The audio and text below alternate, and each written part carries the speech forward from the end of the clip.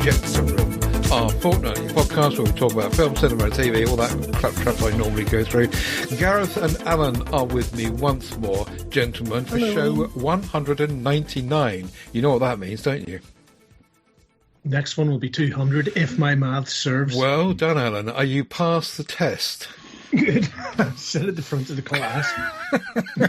200th show next on the next one, and wow, it will reflect shows since 2016 when we started. So Right. nearly 10 years. Hello, Gareth. You there? Holy moly! Yes, 10 years. That's more time than 5 years. Guys, time well spent. That's Yes. horrifying. My gosh, that is. We're all a bit older, chubbier, and grayer. Yes, yes. What can you do? It's the march of time. And I'm less good at talking about films. That's a bit worrying. When we started this, I was 52. Good grief. The smoker Rolos. But Wow. you're 73 now. Right, on with show 199. It's the 10th of December. And yes, watch out for our Christmas special show, special 200th edition on Christmas Eve.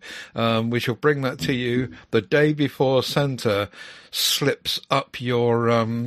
yes, and we'll have something a little bit special for that show, so watch out for that one. But in the meantime, we shall carry on regardless. Projectorroom.co.uk is our website, and you can find all about what else we do at tedsalmon.com, and garethmiles.com is where you'll find Gareth. And apart from that, it's all in the MeWe group. The MeWe. Oh, I took Gareth. I took the challenge last week from last show and watched Geostorm. And it's completely bonkers. You were quite right. Strangely compelling viewing, though, and really fun to watch. The whole plot line is just completely ludicrous. It's like some James Bond plot on steroids. But there's a great cast, I have to agree.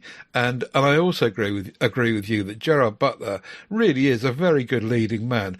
Anything I say him in, I don't really want to agree with you on this, but I kind of do. He's a really good star for your film, for one's film, isn't he?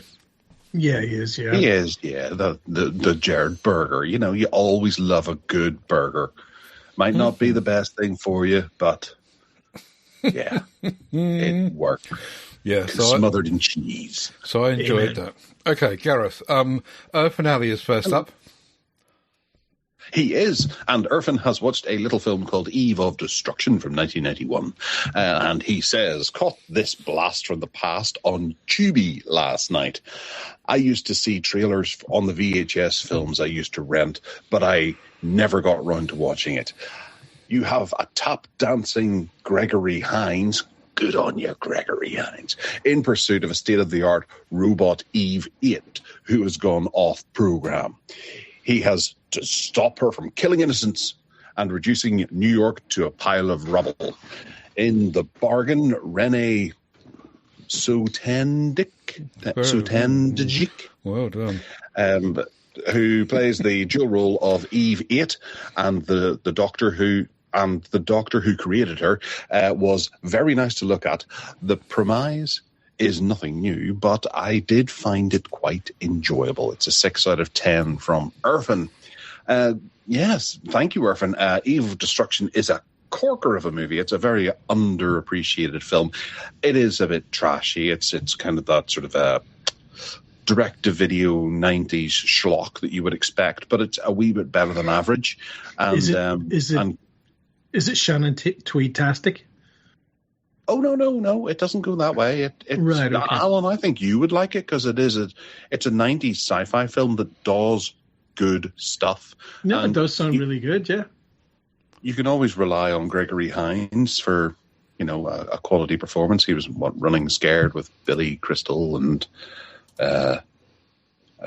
some dancing movies because he's a dancer by trade. Oh, yes, yeah. He's a really cool-looking dude. Gregory Hines with the sleepy eyes. I don't think I've seen that, so that would be one to look out for indeed. I'm just carping a quick look here. at the trailer, which has a big egg-headed lady with no skin on her arm, which I think is a great place to start any date. And then, she's being rebooted into... And Gregory Hines, what a mush. Didn't he pass away recently? He did, yes. We lost him quick. Yeah. I think he was in our final curtain relatively lately. Anyway, it also has a splendid red leather jacket, so that is a must to revisit that. And it's free to watch on Tubi then. Yeah, good. Thanks for the heads up on that then. Have you ever heard of it? Oh, sorry. Go ahead. Oh, okay. It doesn't have Ted. Nope. Ted has. Hello. We have some Bluetooth delays. Go on, Alan. Right. Over. We don't. Coming in, Ted. Over. I think it's over to you just to see if this is your cup of tea. I'm guessing it's not. I hadn't even looked at it, to be honest. I having looked at the thing rolling like you did just now, Alan. It looks very. It looks very 90s. I think Gareth's right. Yeah. You just got to look at the leading lady's hairdo, and you can just see it's just 90s. Yeah, I think it would be an enjoyable romp with chums, wouldn't it? Yeah, I'm sure it would be good fun. Over. Cool beans. Thank you. Number one, you don't miss a thing, do you? Even if I'm juking a quick look at a link here on the sly, you do not. No, you miss told me. A thing. You told me. Yeah, that's true. Anyway, so that's true. I did, didn't I? Right. So to climb out of this particular hole, we have to thank a couple of reviews coming up. We have A House of Dynamite 2025. It's a Netflix film, 1 hour and 52 minutes long. And this is a sort of Gemini summary. Then we're going to hear a little bit from Chad and Adrian shortly thereafter as well. But the Gemini summary of House of Dynamite is as follows. A single unattributed intercontinental ballistic missile, ICBM, is detected heading toward America. Officials have less than 20 minutes before impact. The film's structure is split into 3 overlapping segments showing the same 18-minute window from the perspectives of different key players. Oh, yes, I heard about this recently. So the operators, White House Situation Room Senior Officer Captain Olivia Walker, played by the splendid Rebecca Ferguson, and the missile defense crew in Alaska, led by Major Daniel Gonzalez by Anthony Ramos, I'm not sure how you pronounce that, who attempt and fail to intercept the incoming missile with ground-based interceptors, GBIs. It's acronym central here. The advisor is Deputy National Security Advisor Jake Barrington, played by Gabriel Basso, who advocates for restraint, and the hawkish General Anthony Brady by Tracy Letts from Stratcom, who urges an immediate, massive retaliatory strike. So he sounds a bit reminiscent of the character in How I Learned to Love the Bomb, the Kubrick film. If you remember, Dr. Strangelove. Yeah, Dr. Strangelove. There's a fantastic character who's absolutely doolally in that. The decision maker, the unnamed president of the United States, none other than Idris, who must weigh the catastrophic options for response, including initiating a nuclear counterstrike against unknown or unconfirmed adversaries, with only minutes on the clock, with no clear confirmation of who launched the missile. Russia, China, or North Korea are possibilities, or whether it was deliberate or accidental. The decision makers face an impossible choice that could lead to full-scale global nuclear war. And the director is Catherine Bigelow, her of The Hurt Locker, and what else did she do? She's very acclaimed. She is Near Dark, right, and Zero Dark 30, right. And didn't she do Cold Steel way back with Jamie Lee Curtis? Blue Steel, that's right. Yeah. That was a cracking movie as well. And the writer is Noah Oppenheim, and it stars Idris Elba, Rebecca Ferguson, Gabriel Basso. So. Yes, I have heard things about this, but first let's go to Chad and Adrian. Chad says it was a decently gripping plot, but I had a few questions about some of the protocols used and decisions that were being made, especially from the team based in Alaska. Good performances from everyone concerned, and the ending definitely made one think. Adrian chips in with, I think the broad concept was that in the situation, the protocols and mechanisms function as well as can be expected. But as you move up the food chain through the 3 iterations in the film, things become more chaotic with less competence and responsibility taken. Ordinarily, I like Catherine Bigelow's films, but this felt somewhat weak. Rebecca Ferguson, Idris Elba playing against type, and Jared Harris, whom we love, were great though. So, Ted, you have seen this. Thank you, Adrian and Chad and Gemini. So, Ted, what are your thoughts on this?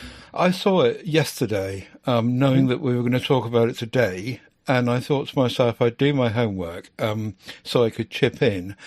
And I really liked it. My dad watched it as well. My dad said when he'd watched it, we didn't watch it together. He told me that he just found the whole thing really confusing. Right. But I don't think he realised that it was an overlaid structure. So the first 20 minutes of the film were 20 minutes in real time, if you like, and then the second portion and the third portion were just going back and seeing that same portion of time from the other key players, as you previously described, Allan. Yeah. But I thought it hung together really, really well. It was really tense, and I found myself on the edge of my seat, almost literally, eyes wide, and just transfixed with the whole process. I thought it was really well done. I thought it was well directed and well shot and well acted by everyone. And as I say, just completely gripping and kind of scary. Like thought so, yeah, like Chad said, when it comes to the end and you see the outcomes, or I won't spoil any of the outcomes or non-outcomes, but it's some of it is left to one's imagination and intelligence to kind of work out. But I think it was just done brilliantly well. I really, really enjoyed it and thought it was really good cinema if one watched it at the cinema with a Netflix film. Really, really good. Recommended viewing, I would say, for everyone. But don't go into it blind in terms of not understanding the overlay of time, particularly if you're 89 like my dad. And your dad would have remembered the Cuba incident, things like that. Did he talk about that at all? No, he didn't actually. In view of it? No, right, no. Okay. But he did kind of say he enjoyed it. It's just that he just got lost because he didn't understand the structure of the film. He's used to seeing a film in chronological order, and it just confused him completely. I should have watched it. I should have watched it with him, really. But when I explained to him what was what, he almost kind of said, "Well, I'll watch it again then," but I'm not quite sure he will. Gareth, what have you heard? I've seen a fistful of Dynamite, which isn't in any relation whatsoever to this at all. Yes. And I also had a Dynamite Ducks on my computer once. It's obviously now you're talking to him today. Have you had some sort of? Have you been drinking? No. I'll tell you later in the show. Okay. But carry on. Please carry on. All right, well, we'll leave that one behind then. House of Dynamite, recommended viewing. It's on Netflix at the moment, and it's a film, and it's nearly 2 hours long, and the time will fly. I guarantee it to you, lovely people. Last up in this section is Robert McCrowan, who's been watching Stranger Things, which is something we keep coming back to over the nearly 10 years of our... In fact, yeah, look at that. This Stranger Things began in 2016, the year our podcast started. So no wonder we keep coming back to it. The final season of Stranger Things, he says, has finally arrived.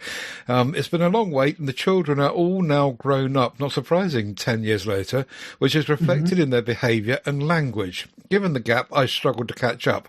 But by episode 3, says Robert, I was back on board. We have lots of creepy scenes, violence, a brutal secret unit of the US Army, and another mad scientist. So what's not to like? It's an enjoyable watch, and I'm looking forward to seeing how they round it all up. So thank you, Robert. Like I said last time we spoke about Stranger Things on Projector, I watched half of the first series and kind of fed up with it and then went back to it. And I need to go and start it again and give it another go, because clearly it's very popular and I'm the odd bod and the odd one out not watching it. I remember a time when smoking was popular. It didn't make it good for you. So, I mean, I watched the first season of it and lapped it up and thought it was really wonderful and would still stand by that. But I got fairly bored with the second season, and I don't think I even watched the third one. Or it may have been that the second one was okay and I hated the third one. But anyway, I just couldn't be dragged to this under any circumstances. Right, fair enough. That I can repeat here. Just enough already. I have to say that the only reason I started watching it really was because Winona Ryder was in it. Yeah, fair balls. I really like her as an actress. Yeah. So there you go. Gareth, have you seen anything of this? Have you stopped drinking yet? No, I checked out halfway through season 2 thinking this is a load of cat. Yeah, right. I never went back to it. But I understand that people are very, very enthusiastic about it. It's quite imaginative.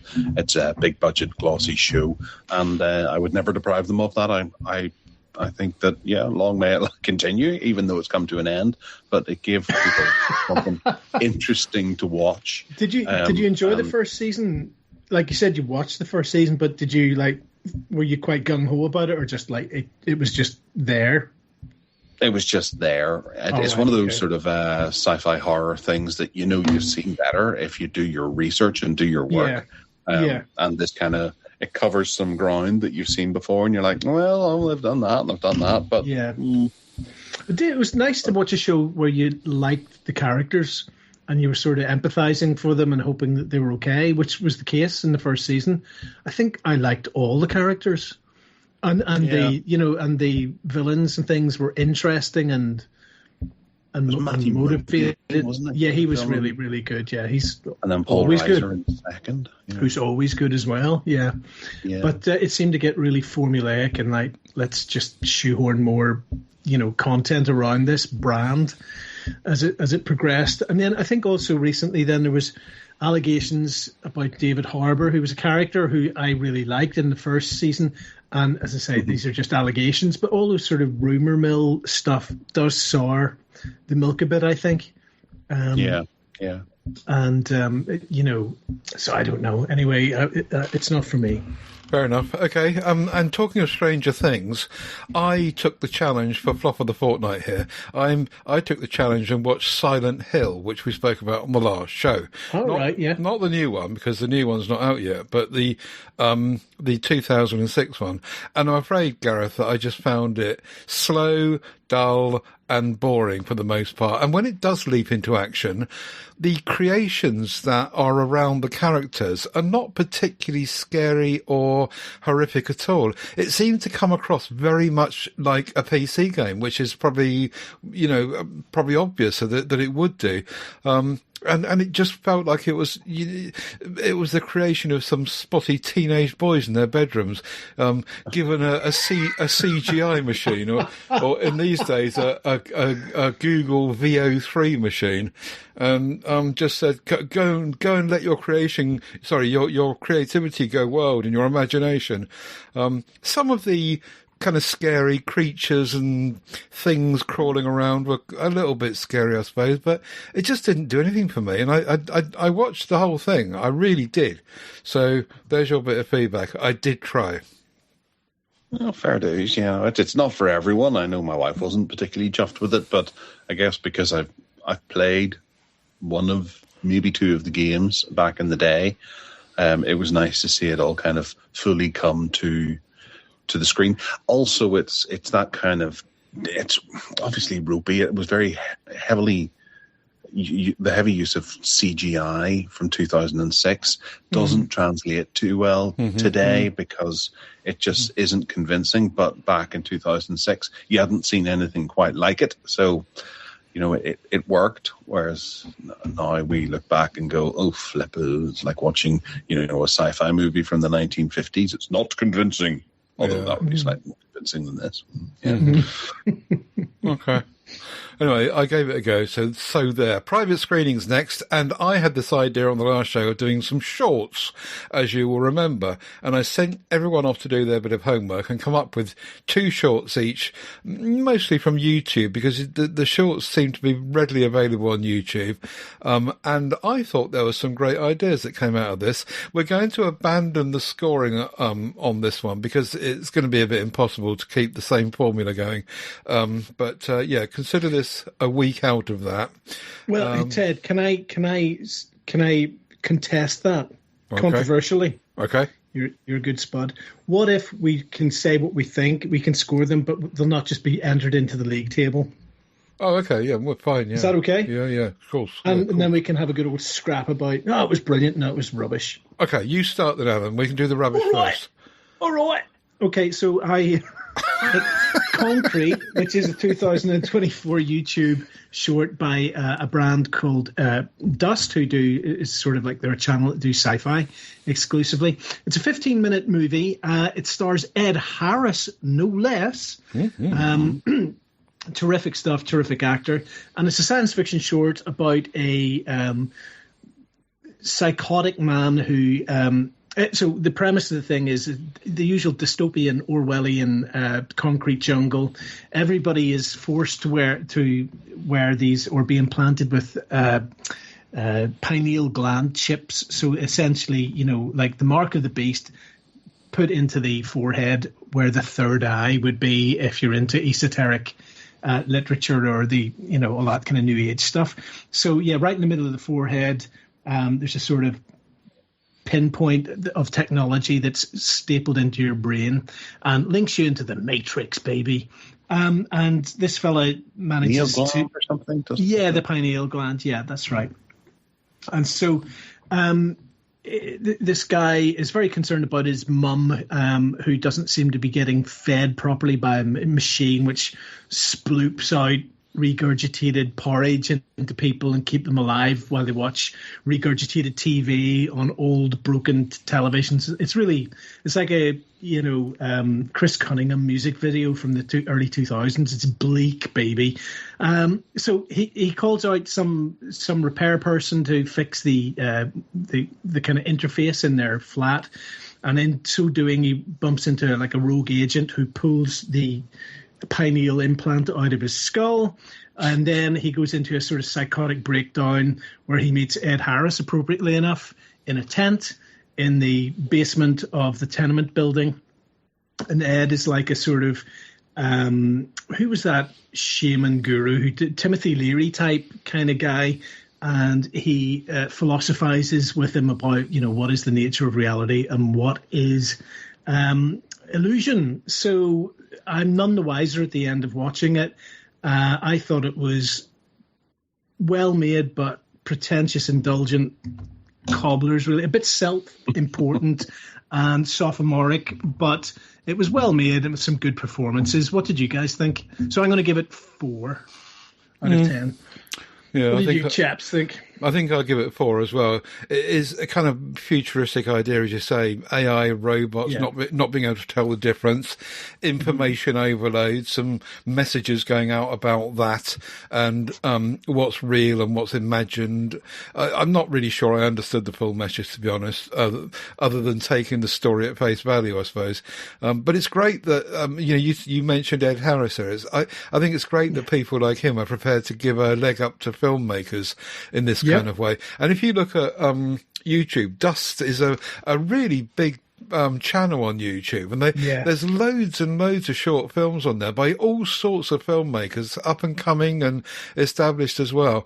And there seems to be, like, on a daily basis, new films put up on there. It's really worth looking at. Do they commission work?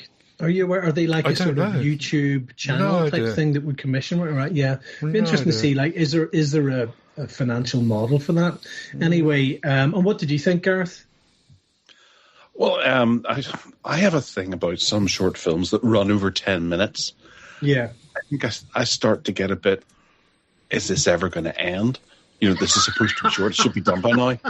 I know that sounds ridiculous, given that it's only 15 minutes. but I can relate to it. Yeah, I feel it should be shorter. And this started to meander halfway through, and I was hoping that it was over. I did enjoy the premise, but I think it's because whenever a short film starts to get a wee bit longer, you kind of wish that you're not wanting to invest yourself too much in the world because it's going to be over very, very soon. And whenever it comes to an end, you're like, right, well, that's that universe over with. Let's move on with our lives. Whereas if you invest too much in it, then you feel a bit shortchanged by the end of it. Yeah. If it had been a 19-minute movie, I think I would have identified with this a lot more. Yes, I agree. I did want to see more into this world and have a better idea, a better grip of what was going on and what this little addition to your cranium does for you. Yeah. Because on that note, let you finish. No, far away. On that note. Well, I think if you'd had the 90 minutes, then you could have explored things like, is it the same actor playing the mother as the lead? And also, what is the little girl at the beginning, and then why does he become a guy in a dress halfway through? And so all those are things that at this, like at a 15-minute film with all the other stuff going on and all the psychobabble, I couldn't give a monkey's ass about. But if it was done at 90 minutes and you felt you had some investment in the characters, then you might want to stick around in the hope that the film would give you some actual insight or revelation or catharsis for that. My suspicion would be that they're just throwing a ton of ideas at it and hoping something will stick, because I didn't think there was any. I don't want to just be left with questions, But isn't that part of what shorts are about? Probably, yeah. So often we see films that are picked up by other filmmakers, and it comes up and it's based on this short from so and so in 20 years ago. True. And ideas are thrown out there, and it could be that in 10 years' time someone has done the 90-minute thing of this. I think that's absolutely spot on, Ted. Yeah, and I suppose it's just knowing the portion size and what you can get away with. So it couldn't feasibly wrap all those things up in that time. Yeah. So there we go. Anyway, the second one then is perhaps Gareth hasn't scored. Oh, I beg your pardon, Gareth. He's going to take his.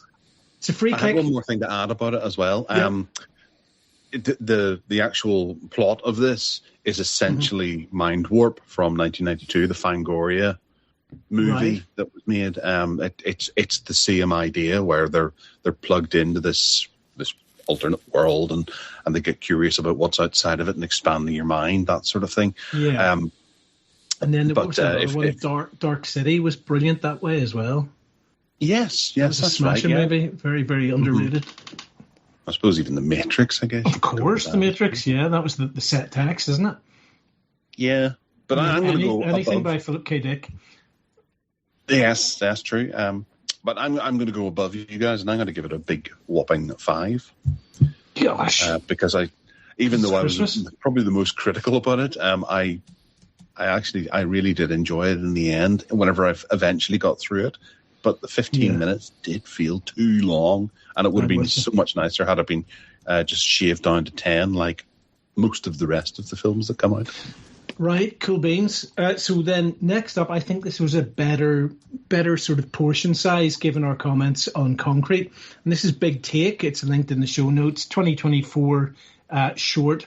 Interestingly, it's only 4 minutes and it was shot on 16mm, which is a lovely thing to do. It's nice to go back and see that format being used. And I have to say, being used absolutely beautifully. Very, very modest little vignette of a burglar on the loose, and he's running to escape the police, hides in a basement where he finds another burglar or sort of petty criminal, and they exchange a sort of knowing look and a couple of moments of tension as the police congregate just outside the basement. During that time, they have a quick cigarette together, and then the moment has passed and they have to respectively continue their escape from the police. But the fellow who had the cigarette, the lighter, finds that the other guy has swiftly taken his nice collectible Zippo in the midst of their little exchange. Spoiler alert. Spoiler alert, yes, indeed. So it's a very, very simple, constrained little story, and I thought it was beautifully made, really, really snappy, professional cinematography, edit, sound design, very, very capably acted, no dialogue. It was just a terrific Hollywood short film calling card. Again, it knew just how much to bite off and did a great job, in my estimation. Ted, what did you think? Yeah, I would agree. I think that the strength of this was probably, and I thought you would say this, about the fact that it was shot on film. Now, to be honest, I'm not knowledgeable enough about movie films and 16mm to know the difference. And the only thing that I would observe about it is that it didn't look particularly sharp to me. And I guess that's the difference between film and digital, is it? Yeah, I would agree. I think that's it. It had a lovely color grade. You know, the saturation in the color was lovely and right, bright and warm, and and it was evenly graded across the whole thing. But I think that's exactly the main distinction between film, is that it's got just a slightly more suffused, softer look, and digital can be a bit too crisp and sharp. Yeah. It seems a little brittle on the eyes sometimes. Yeah, I thought it was a nice little story, though. I quite enjoyed it for what it was, and made a little point in there. And the whole thing about theft, as everyone's as bad as each other. And yeah, absolutely. It was quite nice. Yes, that's right. There's a little moral or a little punchline in it as well, wasn't there? Yeah. From that point of view, what would you give it in terms of a score, or shall we hear from Gaz first? Yeah, let's hear from Gaza. All right, Gaz, over to you, mate.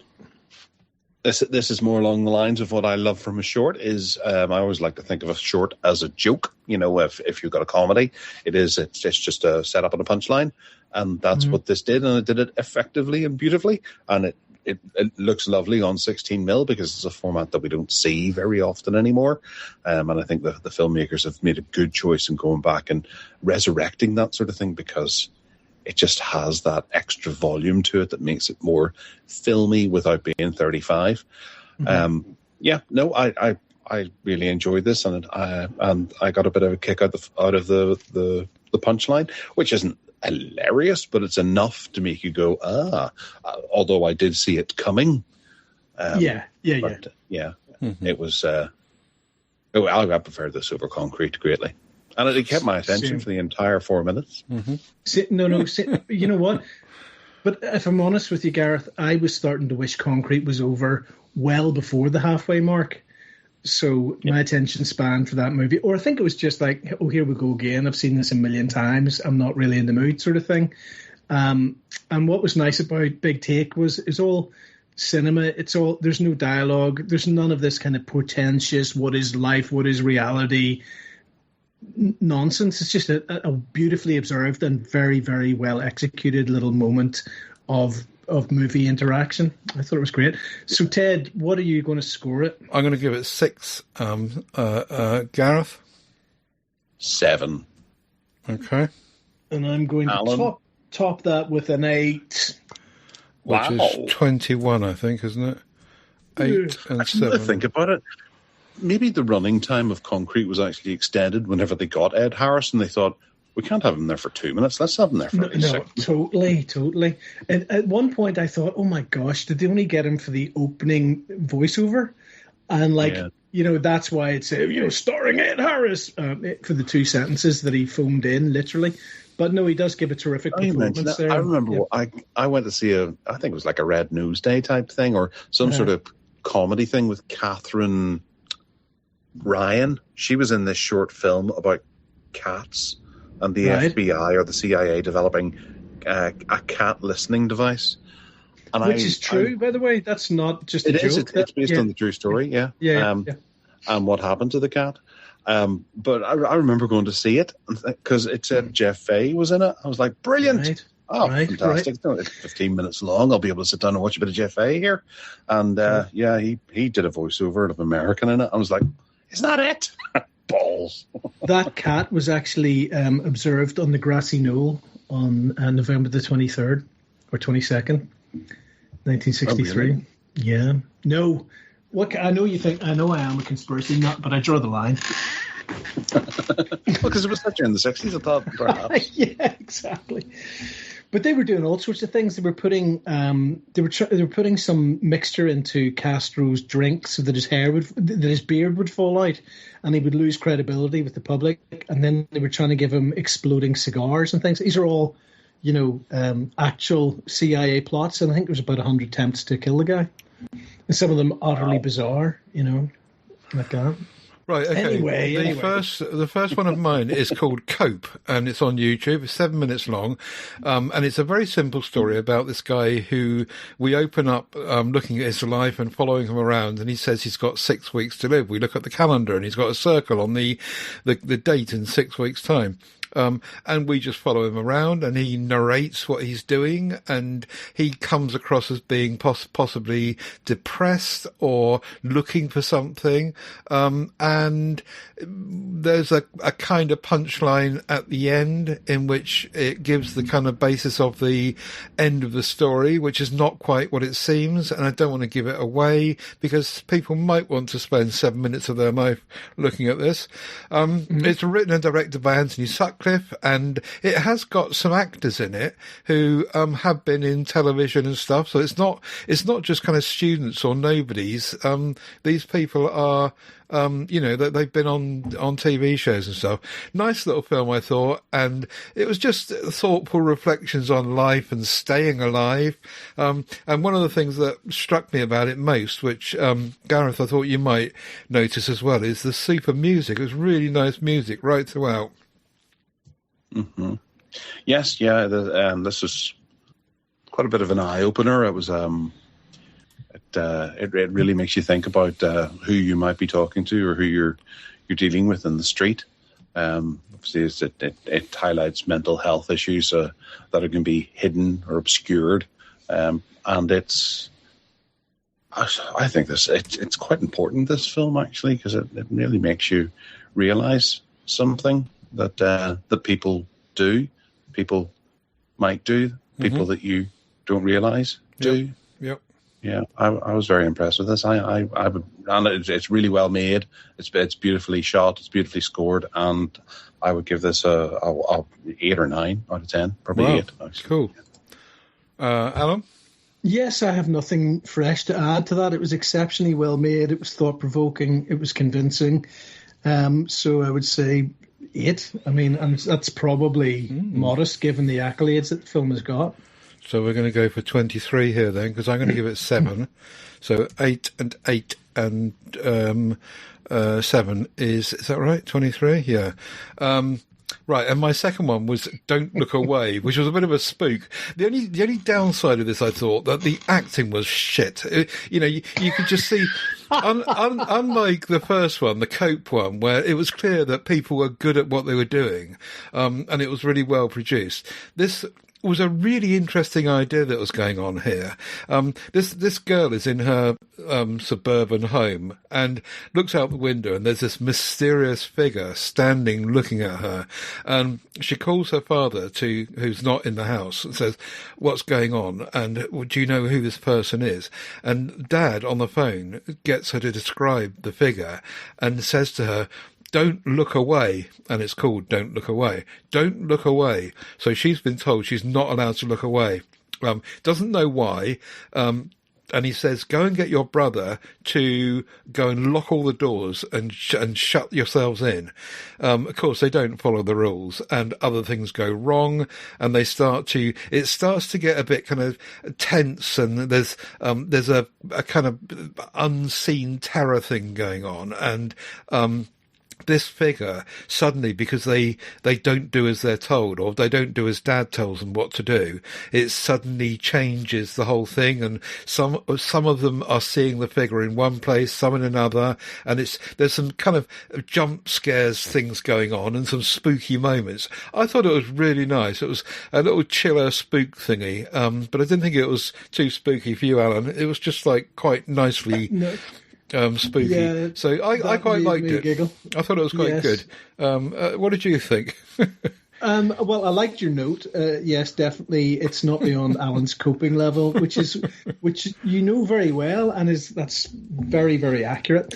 I thought it was you're bang on there. It was a very good idea. The execution was pretty weak, but the idea was strong enough to still have a wee twinge of fear about it. I think it did have a nightmarish component to it, that the situation would escalate out of control very rapidly. And from the storytelling point of view, I thought it was a good idea and it was a compelling predicament. But yeah, the acting did let it down, and some of the, it was very thin in terms of visual style, if any, really. Yeah. It just looked like it was shot on a phone and things. But it's more important, I think, that you have an idea that gets under your skin, which this certainly did have. Or that someone else later, as we said earlier, will pick it up and run with it. Yes, yeah, definitely.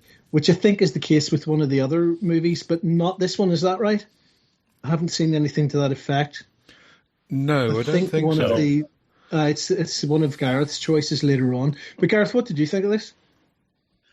Well, I quite enjoyed this. Again, it's that kind of set up on a punchline. It delivers fairly much a full-blooded horror narrative that has a bigger, deeper plot line that could be explored in a feature film. But in this way, it still has more of a deeper plot line than some of the Friday the 13th movies. I thoroughly enjoyed it. I didn't have any issues really with the acting. They were, obviously not Scarlett Johansson, but they could well be one day. My one problem was that I don't think it ended particularly well. I don't think the it's a bit of a limp ending, wasn't it? Essentially was particularly well explained, or is it something that they're going to develop on, or is there going to be Don't Look Away 2, which is another 8 minutes long? No, more than likely it was just they didn't quite know how to finish it, but they came up with a great idea and didn't flesh it out fully. And the makeup effects as well were particularly good too, which the monster was pretty good, wasn't enjoyable. It? Yeah, they managed to get a sort of signature look for the paranormal being, which a lot of people just don't really manage to handle. I think that you could sort of see that as the as an iconic kind of horror figure. True. The nice black suit and things like that kind of. I think that maybe took away from it. Whereas the head was well done, and if you think about, well, obviously I can't talk about this with you, Allan, because you're a big girls' boys. But like Jeepers Creepers or Diced or something like that, you've got a proper scary creature like this, or even It Follows would be something similar to this, and where you end up seeing what it is. It's pant-wettingly scary, whereas this isn't terribly, but it's enough to be able to play daily on TV or whatever. Yeah. Okay, Allan, score. Yeah. 6. All right, I'm giving it 7. 6 and 6 is 19, isn't it? Is that right? Yeah, I think so. I gave it 6 as well. Okay. Yeah, good. So you're going to give it 6, and it is 19. Yeah. Right. Okay, Gareth, over to you. Okay. The first one I went, which is sorry, Allan? No, sorry. Ted is right. 6 and 7 is 19. Oh, good. Good. Right. Okay.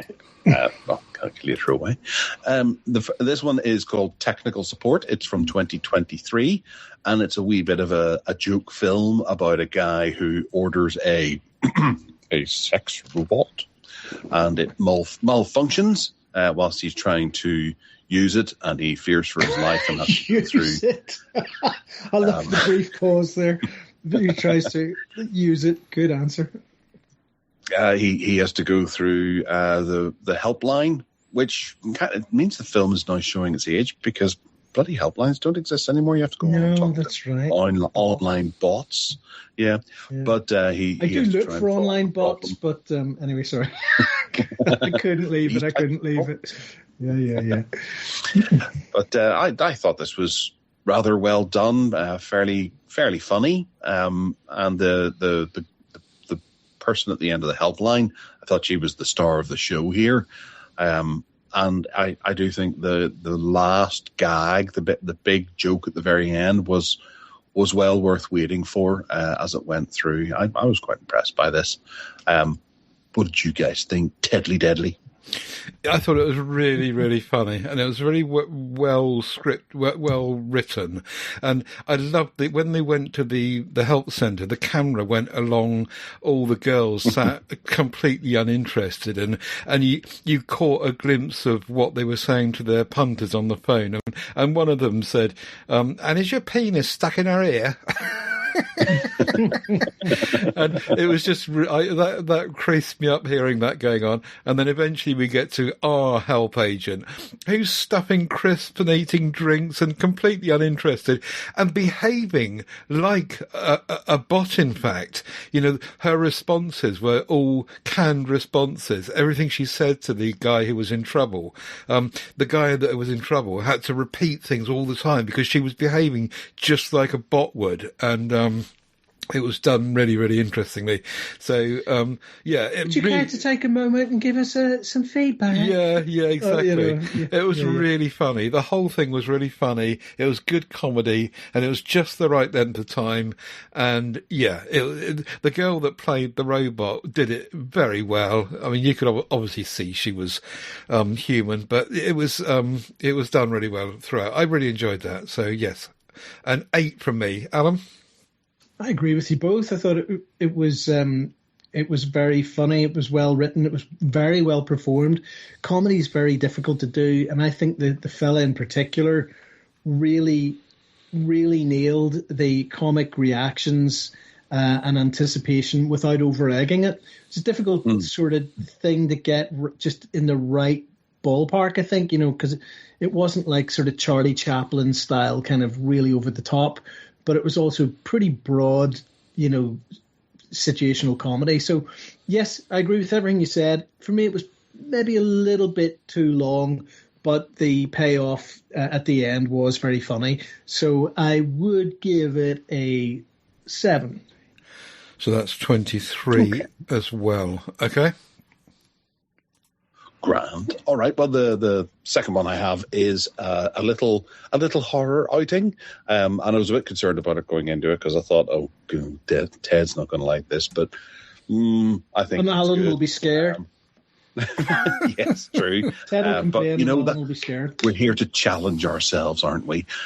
Portrait of God it's about a painting it's a picture that a person puts up on the projector, and it is of a portrait of God where most people see nothing, but people have reported seeing something. And the girl who's kind of investigating it in a way, she looks at it and sees something as the film goes on. It's only 7 minutes long, but I thought it was a good build-up, and then it gives you a nice and fairly spooky climax. Yeah. Ted, I wonder about you. I'm just, as you predicted, I'm just annoyed because of all the constant references to bloody religion. But I do think that about halfway through, when when she started to be able to see the spooky figure, I thought that was done really well, and it was just in enough darkness and shadow to be spooky and horrible. Not too dark so you couldn't make out enough of it. It was just done perfectly well. And the image and the eyes, and I don't want to give too much away, but that was really creepy and it was good. And for that, I'll give it my 3 points. I'm taking everything else away because of the religion. Right. It was a really good movie aside from the religion. So bloody right.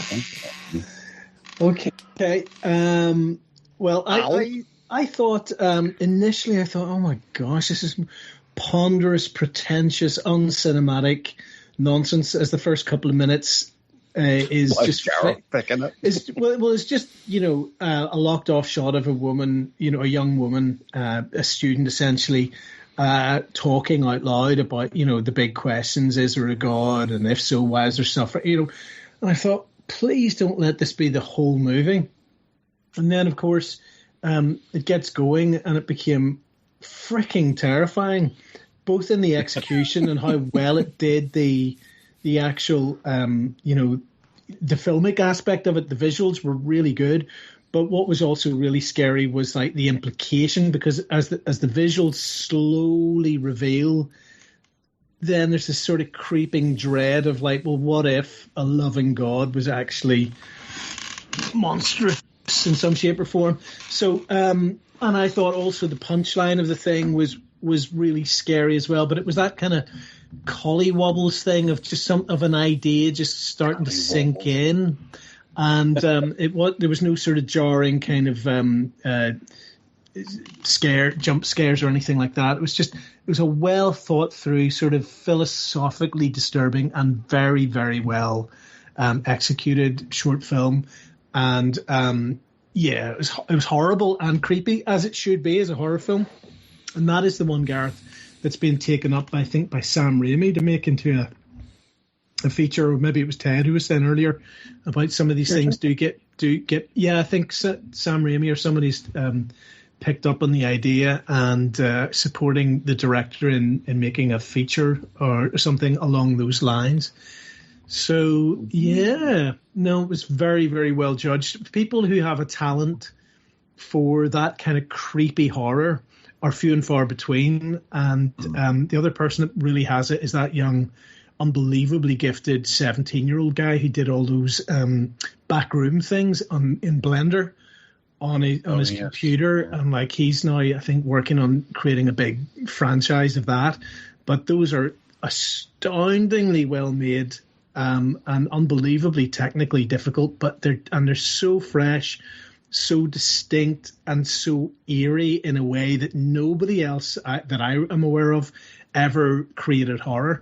And he's like a Mozart, in my view. He's just like a brilliant young genius, and he's just doing this stuff in his bedroom and in the back room. Yeah, exactly. So there you go. That was an interesting one. Score? Yeah. Okay. Score. Yes. I give it 7. Yeah, I give it scary. So I guess 8. It's supposed to be a scary film, and it was 8, and it was. I didn't like the sentiment of it, but that's not what we're here to market for. From what we've learned so far, if you don't like something about it, you mark it down. Like but religion, take off 8 points. Yeah, but I do respect his. He doesn't beat around the bush. What was the one you gave 0 to, Ted? Because for some reason I can't remember. Oh, actually, I think I marked it, didn't I? Oh, yeah, there we go. Yeah. Patang Yang Kipper Bang. It's a blooming lovely movie, and you were like, you nuked it. I didn't hear what you scored for this last one, Alan. So I'm 8. 8. Right, okay. Yeah. So that gives that a score of 18. So we've got a tie for first place, Alan, with our unofficial scoring, between the comic sex doll technical support thingy, and Liam, who has only got 6 weeks to live with the lovely music. So they've both got 23. Well, could I recommend that he gets a sex bot and just spends the last 6 weeks wisely? Good idea. Right, okay. Now, the last thing to do in this section is to get Gareth to tell us what to be watching for the next show. All right. Well, I couldn't believe my eyes whenever I happened to notice that it was actually on YouTube, because I've spent the years trying to find a little film called Dead Man's Letters. And it turns out it's on YouTube all this time. I've been trying to track down DVDs and videos and things, but I finally found it's from a director called Konstantin Lepush. I can't remember his last name, but Lepushin's. It's there, isn't it? I'll click here. Lepushinsky. And this is a Russian sci-fi or Russian post-apocalyptic sci-fi depression fest. That sounds bleak. It is, yes. I promise you, it's something that we've never done before. And if you liked Stalker, that will be a field day. compared to this. Lord. Although I haven't seen it, so I'm breaking new wind here, and I hope you gentlemen enjoy it. Okay, then. So there it is, Dead Man's Letters, 1986. If you can get hold of it or watch it on YouTube, then let us know what you think of that before the next show. Theme treats. I chose Jonathan Demme, if that's how you say it, because the only thing that I knew of his that was outrageously brilliant and just my film of forever was The Silence of the Lambs. So I should avoid doing that because we've spoken about that so often, and we could make 5 whole shows about the stuff that's in there. So I challenged myself to watch a different one, which I'd never heard of, and it was made in 1979. It's called The Last Embrace. A government agent recovering from a nervous breakdown deciphers a death threat written in an ancient language, and it stars Roy Scheider and Janet Margolin. Janet Margolin, Allan, you will know from Annie Hall. Oh, right, okay. She played the character Robin in fact, she was the first wife or the second wife of what's his name? Alvin? No. Alvin. Yeah, Alvin. Janet Margolin. Yeah, and she played the first wife that wouldn't have sex with him. Oh yeah, and he was obsessed with the Kennedy assassination. Oddly enough, in that scene, isn't that right? Yeah, that's right. Yeah. So anyway, I watched Last Embrace, and I have to agree. Now Gareth, I know because I spoke to him off air. I didn't plan this, but this is something that he can talk about as well. So that's really good because it will help me out. But Roy Scheider really is another good leading man, and I hadn't really realised he doesn't have the particular looks with his wonky nose of being a leading man, but he actually carries it off.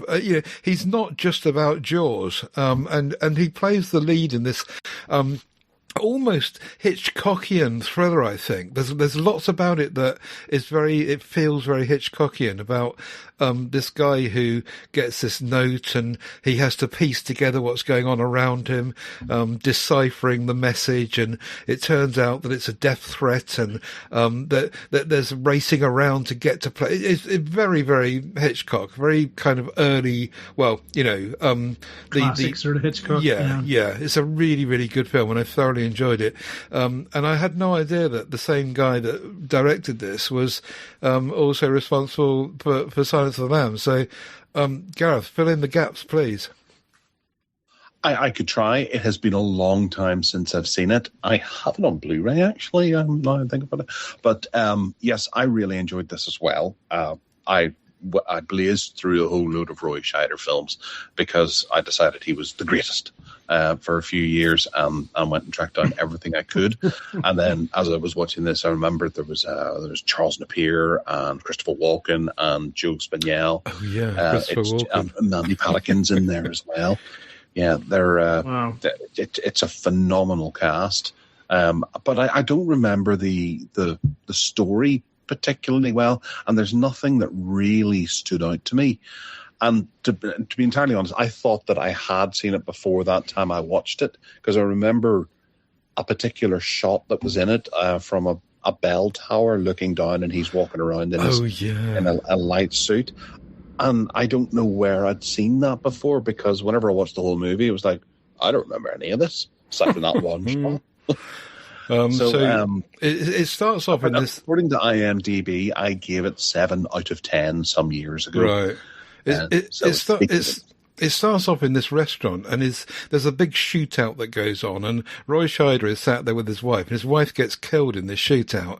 And then it goes on from there in terms of piecing together what's going on. He suddenly finds this piece of paper that's shoved under his door, I seem to remember, and it's a death threat. And then he has to try and work out who it is, and it turns out that a number of people have had these death threats, and he's the only one that is still alive, and he's trying desperately to race around and find out what the threat is about and who's made the threat and how to, to sort it all out. And the bell tower scene at the end is great because he's having this shootout, and there's these bells going on around them, and there's two guys with guns. One of them is him, and they're shooting up and down this. It's a really good scene. It's really well choreographed, and it's so Hitchcock. Sorry, back to you. No, that's it. That's all I have. I can't really add too much. It's been that long. Okay. I do need to watch it again. Anyway, that was my pick, and I was pleased that I watched it. Do you know it, Alan? I don't know, but I do share your enthusiasm for Roy Scheider. Yes, indeed. So that was my pick because I avoided Silence of the Lambs. What did you pick, Alan?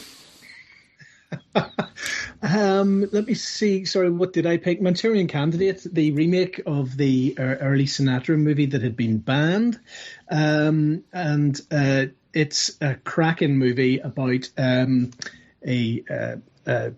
mind-programmed assassin who commits a political assassination, unaware that, in fact, it's another aspect of their alter ego has committed the crime. And very, very tense.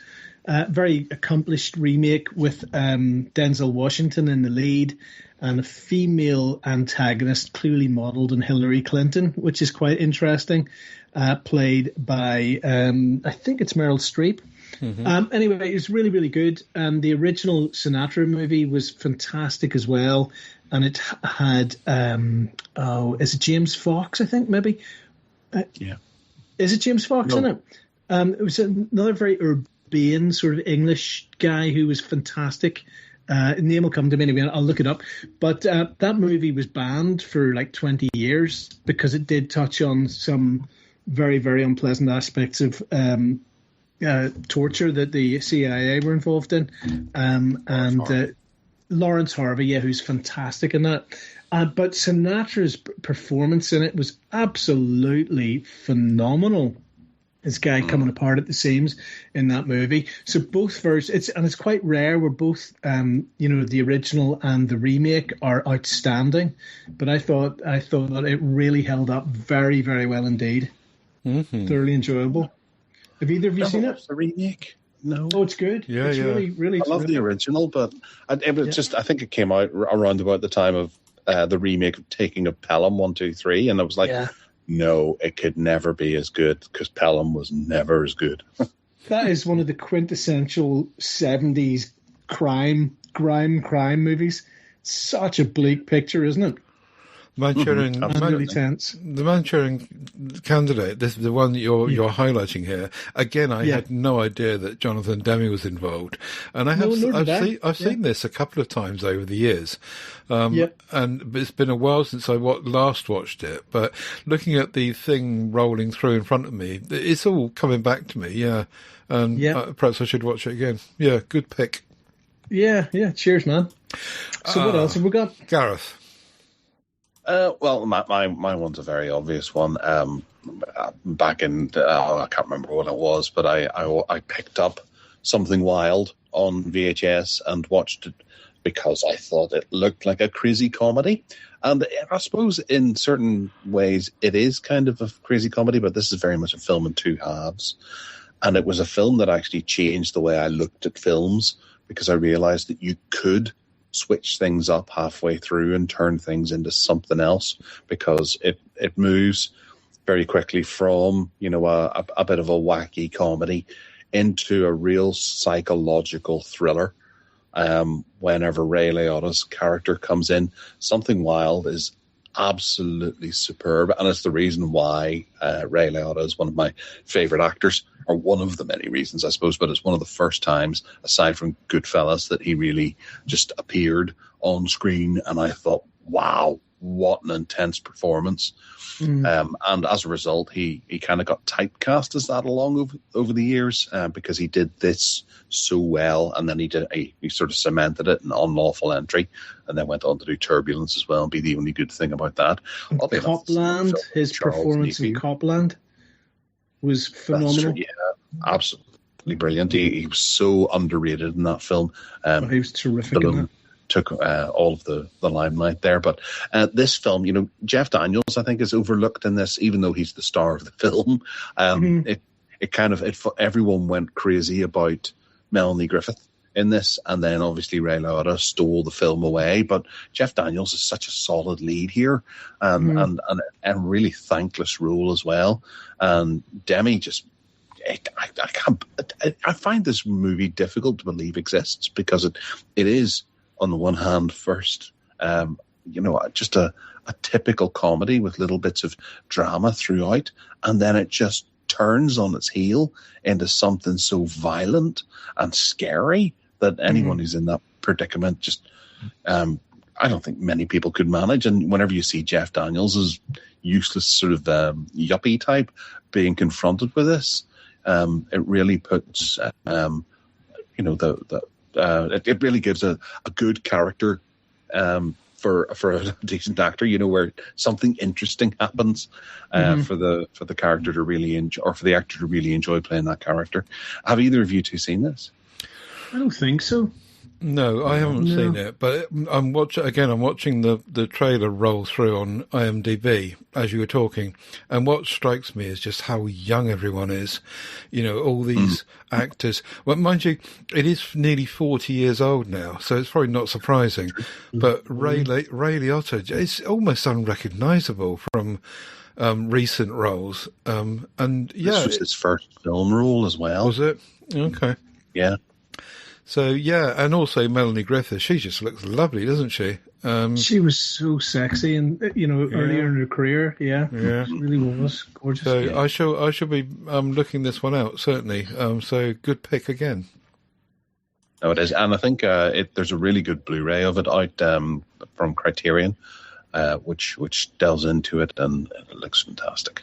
Well worth picking an ad up. Cool. Okay.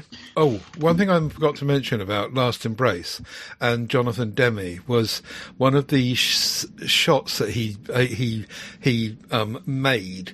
Presumably, the cinematographer was involved in doing this as well as him, but there was a train coming into a platform, and you'd have to see it to appreciate what he was doing, I think. But the cameraman was told to run along or dolly along the platform or whatever, between the train and the pillars of the platform.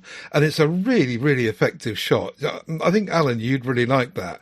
If you can, watch the first 15 minutes of the film and track that scene down and just see what he's done with the camera work going along the platform. It's pretty simple, but it's one of those really things where, it's one of those things where you say to yourself, well, he really didn't need to do that, and most directors wouldn't have thought of doing it, but he did, and it worked really well. So I liked it. The visual flourish. Yeah, I've learned a lot about Jonathan Demme this week from having looked at these and listening to you two as well. So, right. Oh, bless you, sir. One last thing to do, which is to choose a director for the next show, and it's Gareth's turn. All right. Well, it's coming to the end of the year, and I think I actually joked about doing this some time ago, but then I thought, no, bloody well do it. And for those of you who know who he is, because I don't think too many people are going to recognize him straight away, but then whenever you do some Googling, you'll go, holy crap. Jess Franco. He's quite the filmmaker. And I would thoroughly recommend looking up some of his directorial outings as opposed to his acting outings or his writing outings. Go for a film directed by Jess Franco. Alrighty. Good luck, gentlemen. Okay, well, you have interesting. Challenge accepted. Okay, we'll be back to talk about that on the next show. So thank you for that. And now we're going to move into the main. You won't be speaking to me. What? You just won't be speaking to me. You set the bar fairly low earlier on, so we'll see, dude. What was the one that was all basically sort of vixen porno? Was it Russ Meyer or somebody? There's Russ Meyer, and we did Jim Wynorski as well, and Fred. Yeah. He fits that kind of collection. Yeah. No, actually, I'm well up for that. It's not a director. He's not a director I'm aware of. So thank you. I will look forward to watching that, and I mean that actually sincerely. Wow. No, true. We've got that on tape. True that. Well, I'll give you my unabridged opinions next time we speak, but... Ask our mutual friend if he's got anything. Oh, he will. I'm quite sure he'll have a vault. Yeah. Okay, then. Sorry, go ahead. Let's move into the main feature, and I'm going to go first with Bugonia, which is all the rage because at the moment it's just arrived on what's it on? Amazon? Yeah, I think it's on Amazon Prime. Yes, it is Amazon Prime Video, and this is the latest project by Yorgos Lanthimos. And we've spoken before about Poor Things and Kinds of Kindness and The Favourite and The Killing of Sacred Deer and The Lobster and all those brilliant films. Oh, I remember you raving about The Lobster, yeah. Yeah, it's a really, really good set of films, and he just has a really interesting approach to filmmaking, I think. Anyway, Bugonia kind of half relies... I'm sure that a lot of this has gone over my head, to be honest, in terms of the deep thinking, but it kind of relies on this thing called colony collapse disorder, which is a thing that it affects colonies of bees, where the worker bees all abandon the queen and leave the... Anyway, look it up if you want to. It's a very complicated thing. But we start off the film with our two main characters, who are beekeepers, and they are looking at these bees, and they are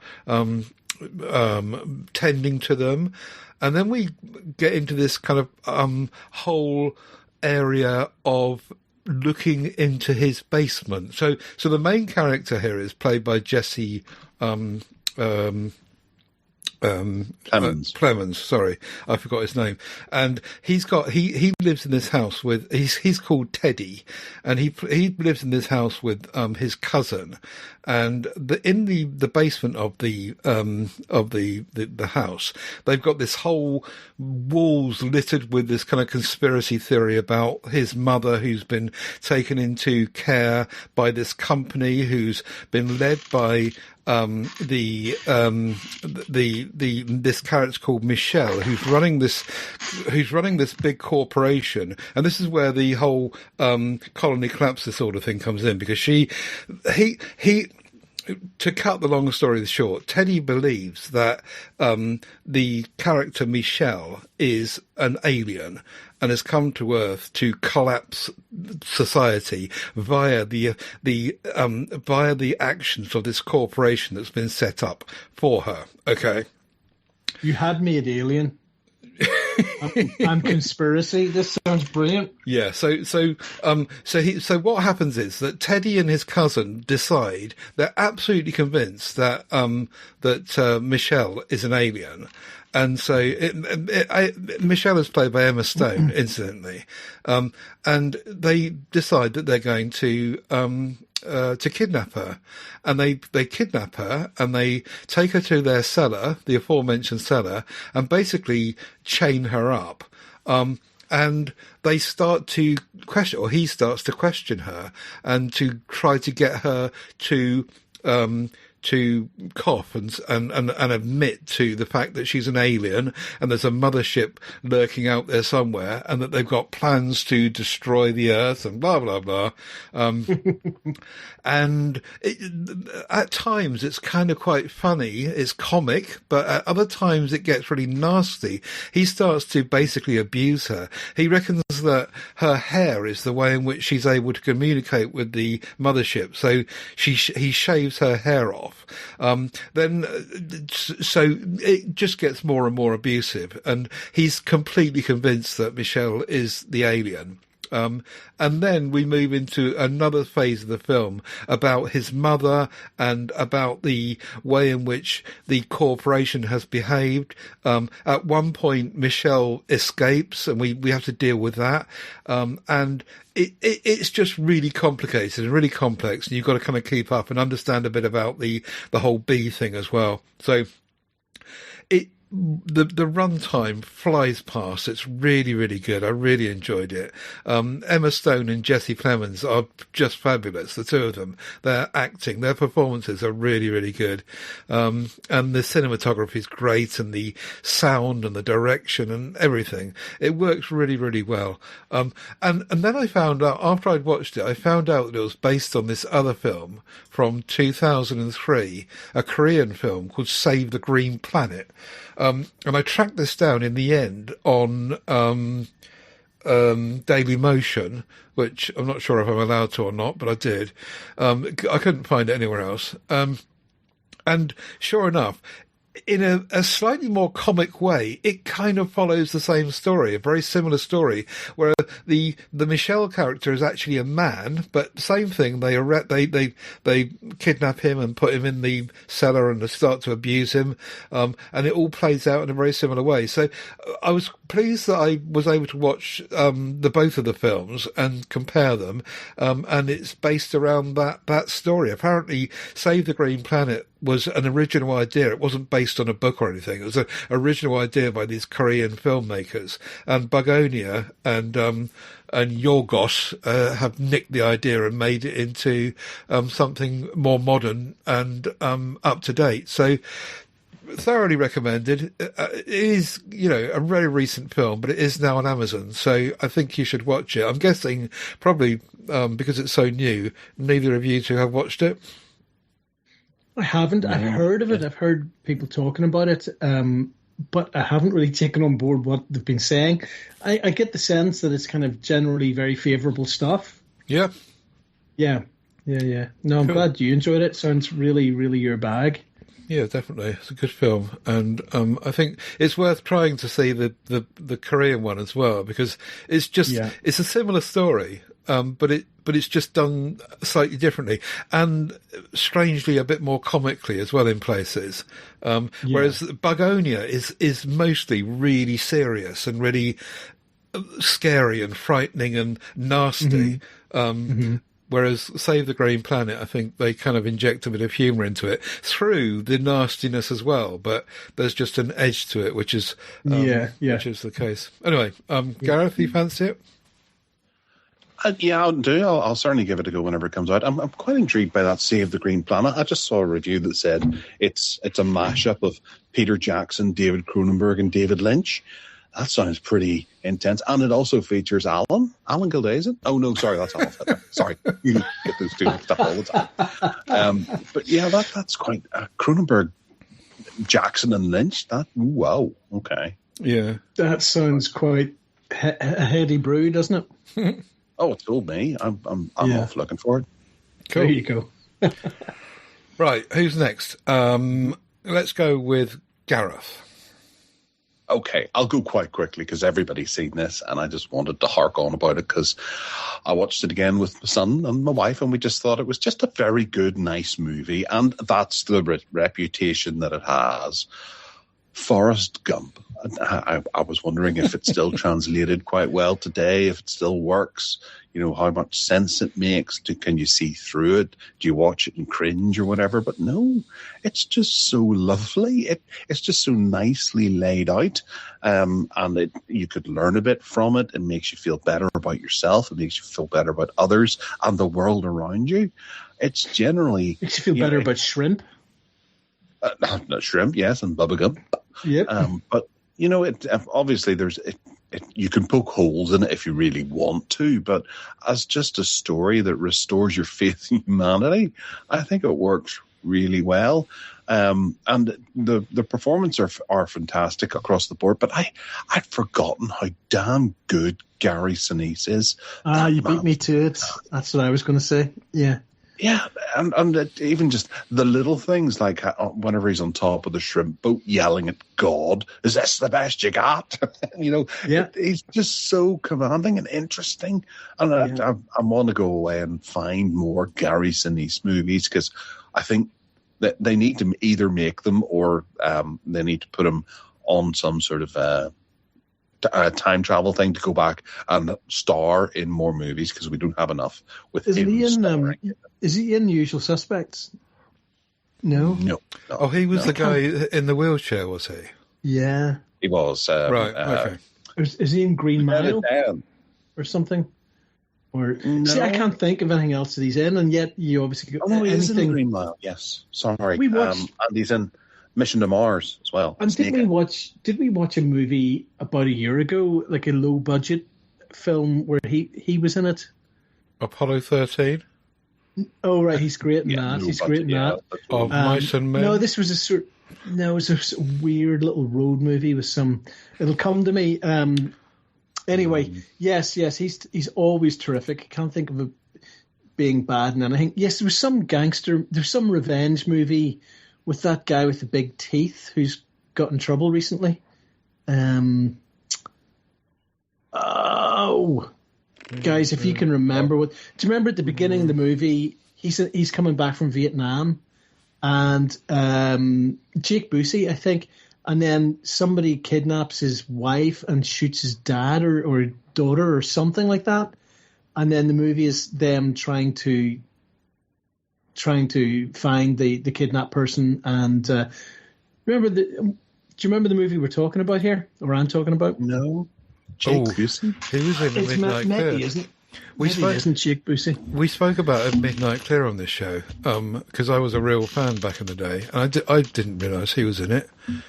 This is my takeaway from what you're saying here, Gareth. I'm sorry. Sorry, go ahead.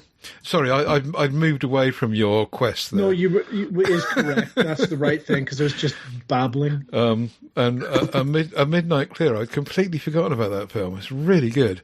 I might come back to that at some point. Sorry, back to you, Alan. No, please, let's move on. No, I was just talking absolute cobblers. Anyway, all right then, back to you then, Gareth. Well, I don't really have too much to say. I kind of lost my chain of thought as per usual. But yeah, the special effects hold up quite well. You know, whenever you see some of the glances back, like the Lyndon B. Johnson and JFK and things like that, the digital effects don't work quite as well today, and you can see what they've done. Whereas I remember a big deal being made about it, and I think I watched a making of on ITV or something whenever it was coming out about it and how they did the feather as well at the start and the end of the film. And it's just, it's 2.5 hours long. I never clocked that either. I always thought this was a pretty lean 90-minuter where you're in and out without too much complaining. But no, it's much, much longer, and it does not overstay its welcome at all. You'd think that the character of Forrest Gump had been so lampooned over the years. You know, you hear kids yelling at each other as they're running across the park, "Run, Forrest, run," to be insulting to another kid. But whenever you hear it in the film, you're like, yeah, I do like Forrest Gump. I do care about him. And yeah, I don't think Tom Hanks has been better in a film. And I wish he would come back to comedy. I know this isn't a full comedy, but aside from The Terminal and I suppose maybe Toy Story, he stayed away from comedy for a good long while. Yeah, we need to see him back. Anyway, you guys have both seen Forrest Gump and like it, don't you? Yeah. Yes, not for a long time, but yeah, definitely. The Vietnam sequence was brilliant, I thought.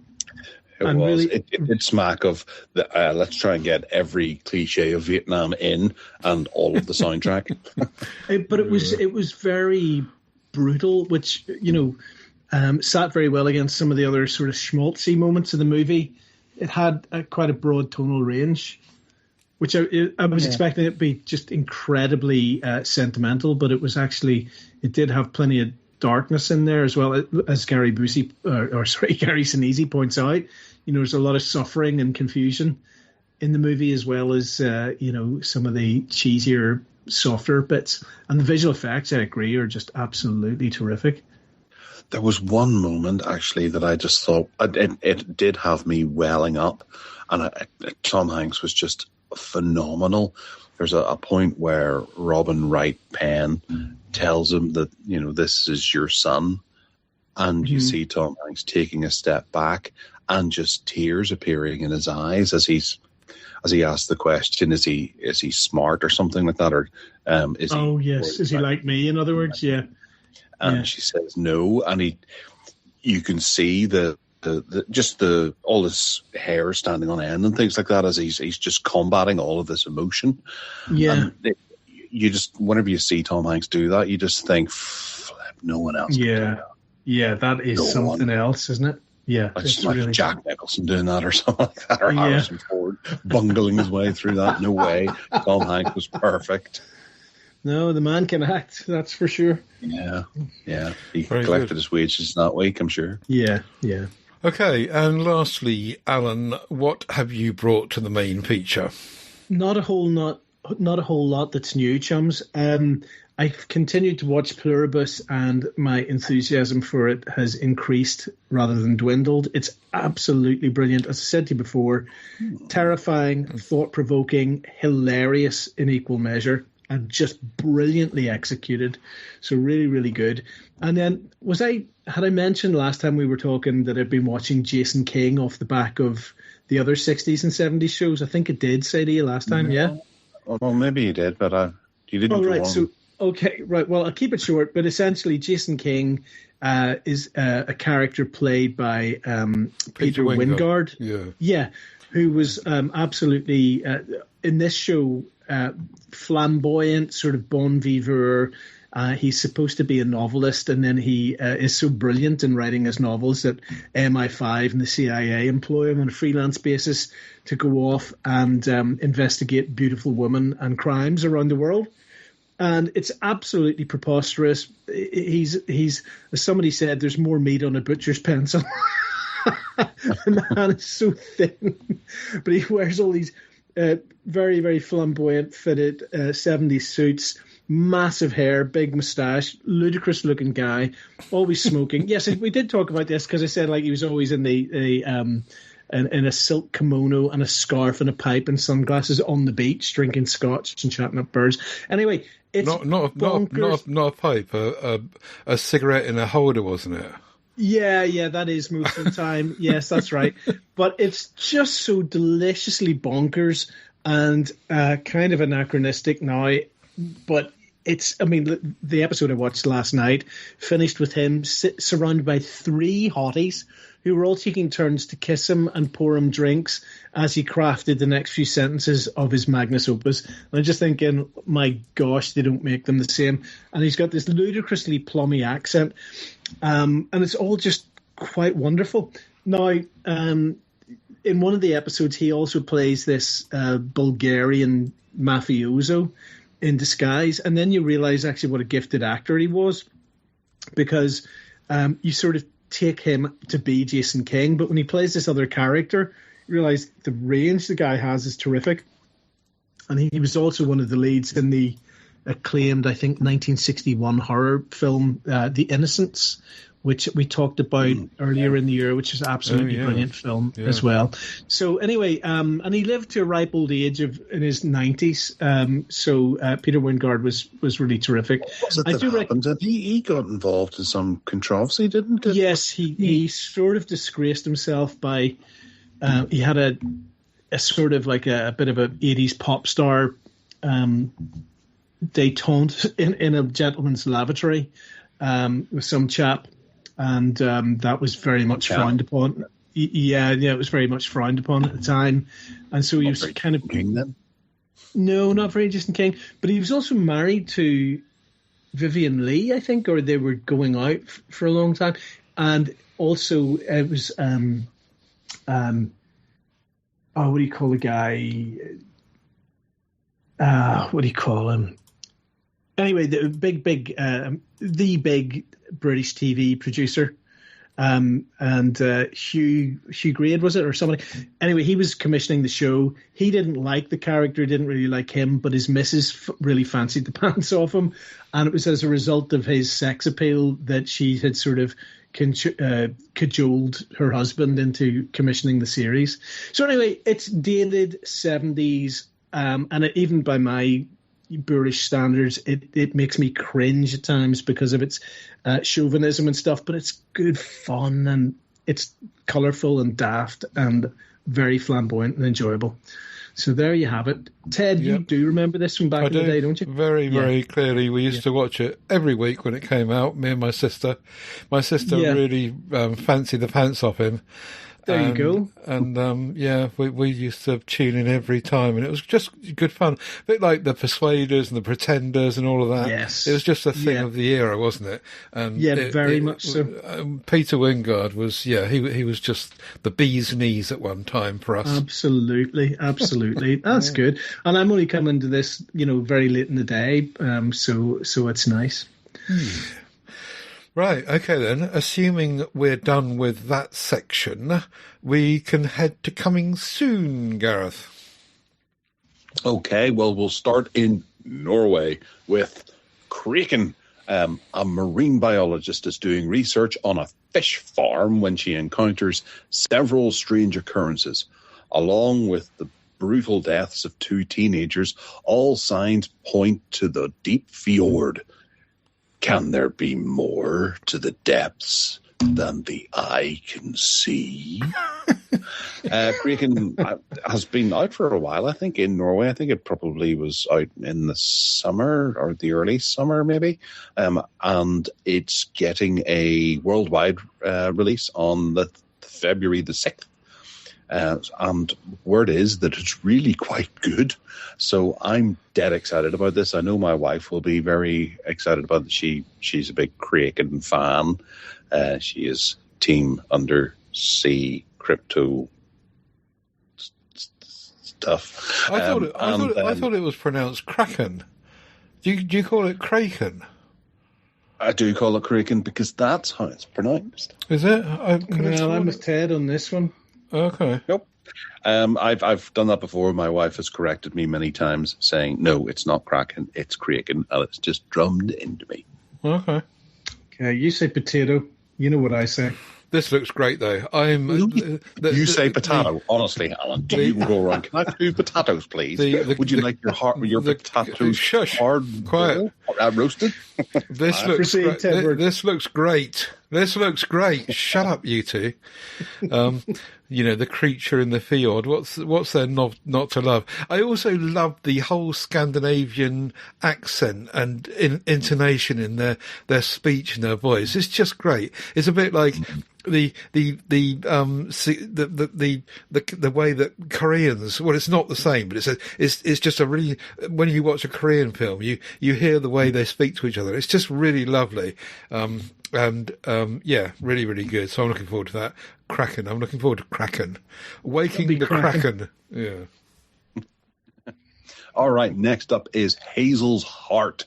In March 1920, 3 children become lost while in a white-out blizzard. For the next 25 hours, they must fight to survive while their father leads a desperate hunt to find them before it is all too late.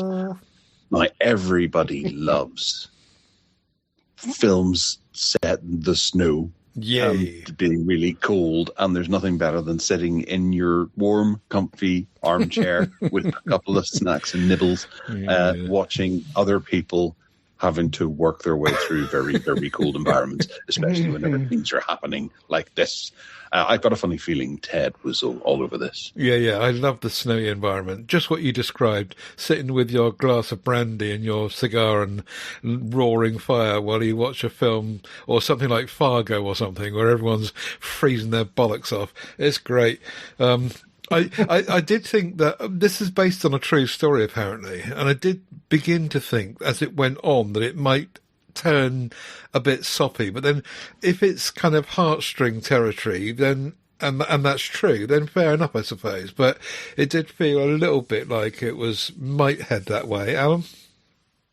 Yeah, I agree. It didn't particularly hook me. I have to say, I'm sure it could be good. But it didn't jump out at me. Yes, it had the potential to be a bit, as you say, sort of soppy. Yep. Let's give it a go and we'll see. Yep. Okay. All right. I'm just noticing there's only 4 trailers here. Dear. 5. What a disaster. There was a wee sci-fi one I threw in for Allan because I thought he might enjoy it, but I can't remember what it's called now. All right. The next one is Runaway. This is a new mini-series that'll be arriving on Netflix on January 1st. Simon's perfect life is shattered when his daughter Paige runs away. Found strung out in a park, Simon's search into the dangerous underworld where an act of violence rocks his life. This sounds... Yeah, it's one of those sort of urban domestic thrillers with James Nesbitt, where he and your girl from Gavin and Stacey. What's her name? I can't see it here in front of me. What's occurring? That girl. Yes, it's Mini Driver's in there too. And it just looks like a good old fashioned, I'd say, an ITV drama. That's appearing on Netflix. Yeah. Allan, do you like the look of this? I did not. I thought it looked cheap and predictable. And, you know, I think the middle-aged or late middle-aged cusp of old man going off to find his daughter stuff is sort of being, I think, has been done. So, yeah, it didn't seem original, and it actually didn't seem particularly... It didn't seem to have anything particularly fresh or a USP about it, and it looked cheap to me. I thought the trailer just looked cheap. That's why I said ITV drama, because they do, you know, film around. Cheap. Yeah, it's not like a $100 million movie, but it's not to say it mightn't be good. You know, Mr. Nesbitt is good at what he does, and I'm sure it's serviceable. It didn't look interesting to me. What did you think, Ted? You've given it ITV. I'm giving it Channel 5 afternoon drama. Okay. Yeah, harsh. It just doesn't look particularly great, and it looked very much like a Channel 5 production. Having said that, as the trailer went on, it was clear that there's a few bits of grisly crime going on, so it may be okay. And I can't not watch it because I just love Minnie Driver, and whatever she's in, I just need to watch it, I'm afraid. So, do you find you find her attractive? Yeah. Yeah, definitely. I never did. I found her quite weird looking. Yeah, but then I suppose that's the trick, isn't it? Ever since Circle of Friends, and I never looked back. I fell in love with her in Circle of Friends, and that was it. I was hooked. Oh, nice one. Cool beans. Well, yes, I do. I agree with you, Allan. It annoys me that this is just another of those domestic ones. If only it turned out he was actually a secret, I don't know, spy or something like that. Yeah, an alien. To take them down, or an alien. Yes. Well, he does get arrested at one point. Right. In the trailer, he gets arrested all the time. Yeah, he gets dragged off in a police car, so you never know. It's the coppers were in on it, mate. Goes all the way to the top. Ruth Jones is the name of the girl who's from Gavin and Stacey. Oh, right, yeah. All right, the last one here is also on Netflix as well, and it's a feature film called The Great Flood. I'm not going to attempt to say what it is in its native language, but it has a different title. A disastrous great flood sweeps the planet, not just like a tsunami or anything, but the planet, because this is post-apocalyptic. On what may be the last day on Earth, a desperate fight ensues to save a child from a flooding apartment. What? Hold on. So there's a leak in an apartment, and they've got... Yes, there is. And they've got let's spend our time.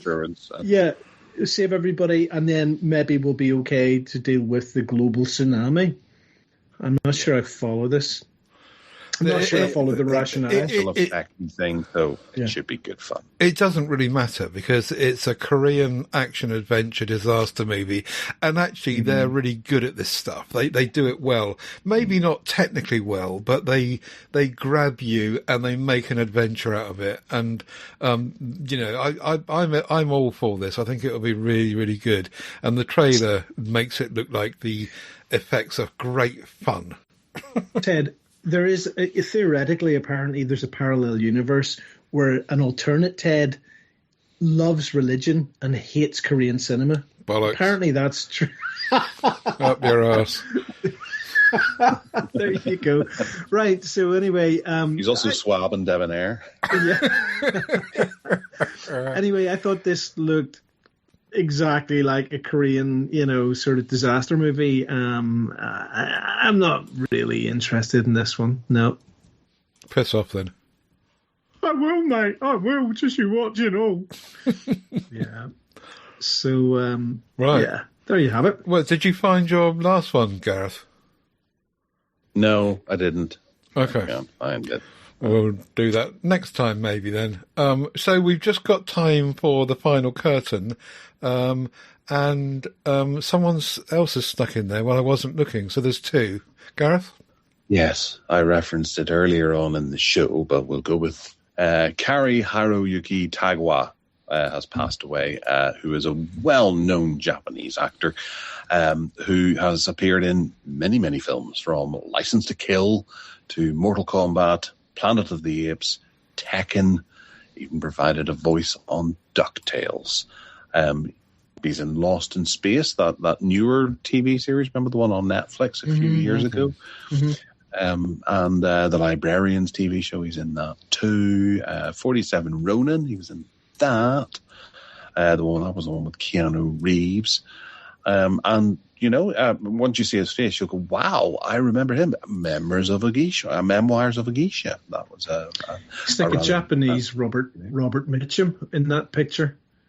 That kind of sleepy-eyed, I don't give a hoot, tough guy type thing. Just class presence. Yeah, there's a film I can think of that I can't remember which one it is, and it's kind of sticking in my mind, peeping its head around the corner, going, you're not going to work out what I am.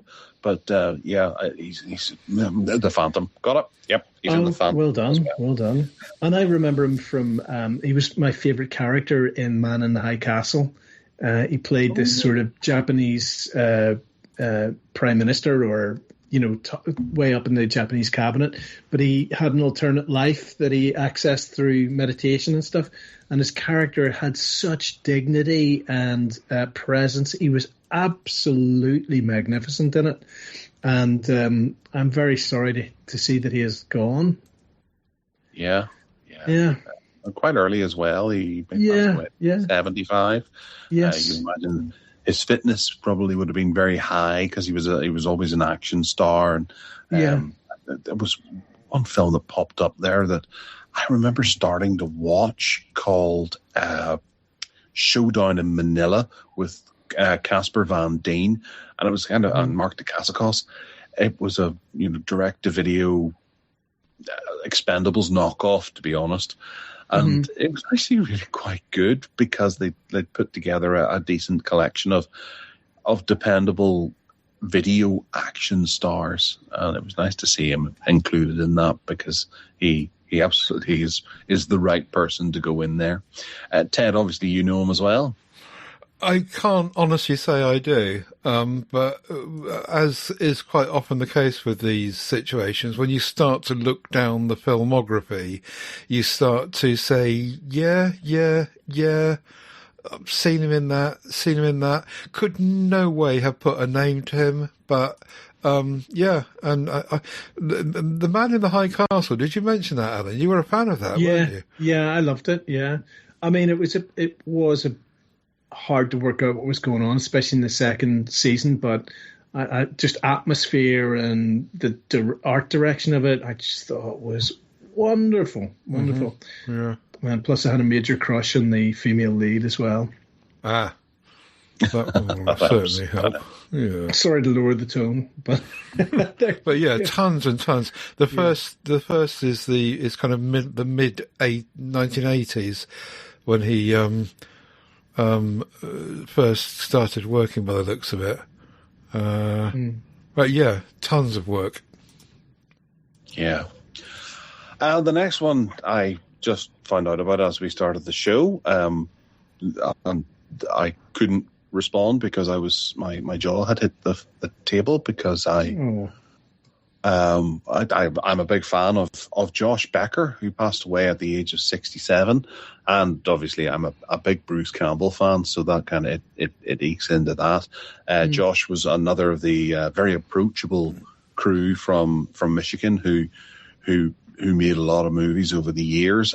He was probably best known for his work on Hercules and Xena because he made a number of the episodes of those two popular TV shows. But he made a lot of Sci-Fi Channel movies. He made a lot of movies with Bruce Campbell itself, like Alien Apocalypse, and he did one with Stephen Baldwin that was terrible called Harpies. And I don't think he would mind anyone saying that his crap movies were crap, because he's the kind of guy who would be brutally honest about it, because whenever he made a good film, he made a bloody good film. If you go back to 1997, he made Running Time with Bruce Campbell, which is a bit like that Alfred Hitchcock film Rope, where it's all shot in one shot. The Bruce Campbell's character gets out of prison and then attempts to rob the laundry system, and it just follows him everywhere. And it's beautifully laid out. It's so well done. It's artistic. It's striking. It just goes to show what a damn good filmmaker that man was. I had the pleasure of speaking to him via email a couple of times because he's got a really big blog, and every day he would do daily updates to it where he'd rant about this, that, and everything else. And he was the one I found out that Scott Spiegel had passed away a good few years ago. But a few years ago, earlier this year, actually, that was. But he passed away at the age of 67, and I'm a wee bit dumbfounded by it, because that means over the next few days I won't be getting that email of his, because he can sign up for email updates, and you get one every day from him. And I haven't actually noticed. I got one last week, so it's a bit wow. And you really get to know someone whenever they go to that level. And sometimes you just think, I can't read it. He's talking about Trump here, so I'll move on. But then whenever Scott passed away, he started telling stories about his childhood and making films way back with Sam Raimi and Bruce Campbell, and going on and getting Strikers War, or Thou Shalt Not Kill Except, made. And how Hercules came about, because he did the pilot for Hercules, the 4 TV movies to start the show. And he was incredible. He wrote Bill Lustig's Hit List, which he was actually uncredited for that. I hadn't realised that, but I knew he'd written it.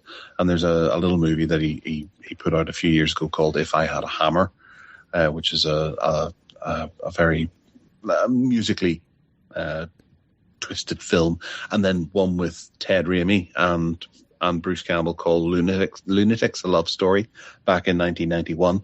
And that was a beautiful little independent comedy that was so good, so well made, and it had no budget. And I think actually Bruce Campbell, being the producer, decided to play 2 roles in it because they couldn't afford an actor for both roles. So he pops up in 2 different roles. But the climax in that film, involving spiders on top of a building, was just a creative masterpiece. It's not the greatest film in the world, don't get me wrong, but it just has some spectacular special effects that they managed to put together for the end of that film, and it just looks so good. And it's one of those films that, Ted Raimi is terrific in the lead. It's well worth checking out if you really want to see a wee bit of independent, low budget 90s comedy from America. It's terrific. He will be sorely missed by me. I'm quite upset that he's gone, to be honest. I didn't know the fella, but when I saw the notes there, I kind of knew, oh gosh, this is going to hit Gareth quite hard. And so I'm sorry, man. I'm sorry. I know you're not related or anything like that, but you love somebody, whether it's in a sort of professional capacity from a distance, but you love somebody's work, and they've contributed a lot to your life. That's really difficult. Sorry. Yeah. Well, I think you can jump onto YouTube and watch Running Time there. I'm pretty sure it's on there, but it's definitely on Blu-ray and DVD. And I think that would be a fitting way for anyone who wants to know why I'm banging on about him. We get it. Film. And Allan, you've seen it, haven't you? No? I'm not entirely sure. I mean, I've seen bits of Xena and some of the other, stuff of that ilk, but no, I don't think I have. Okay, all right. Yeah. Ted, have you ever heard of him or know any of these films? I'm afraid I don't know. Sorry. But I do plug into your Bruce Campbell thing because I was, aware of the whole chain of stuff you were doing on him with your mate, who I can't remember his name either. Simon. Hey? Simon, was it? Okay. I'm floundering for words now because I've not heard of him and I don't know any of the films or anything in the list. And move on. No worries. Well, he passed away at the age of 67. It was very sad, and thoughts are with his family and friends. Yeah. Absolutely. Okay, I think we're done for this show. PodHub UK, don't forget, is where you'll get links to all the stuff that we do in the group of audio podcasts. TedSalmon.com if you get lost. GarethMyles.com if you want to see what Gareth is up to. Projectorroom.co.uk is our website. And other than that, we're in MeWe. So links in the show notes for all of that stuff in projectorroom.co.uk and in your podcatcher. And we'll be back again in 2 weeks' time with our 200th show. And hopefully we'll have something a bit Christmassy for you. So we'll catch you then. So hopefully you can join us again in the projector room.